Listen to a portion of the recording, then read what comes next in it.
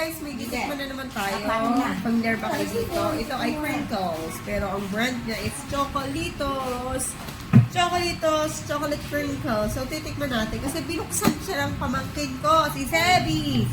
Ito siya, oh. Gusto niya tikman pero bawal yan sa kanya. Naku po. Diba? Oh, pero titikman lang namin.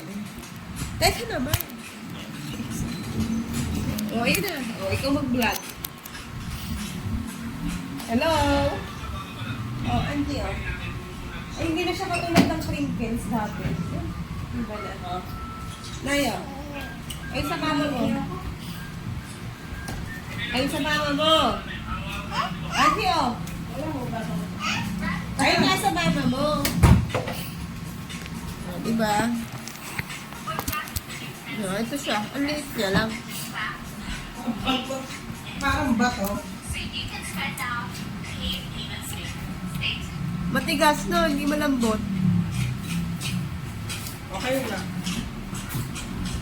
Ano ba? Ano pa nga? Yung totoo, kaya hinayaan mo buksan, no? Ganito yung tsura yun. Ilang piraso kaya? Pwede mo siya ibenta ng 3-5. Na.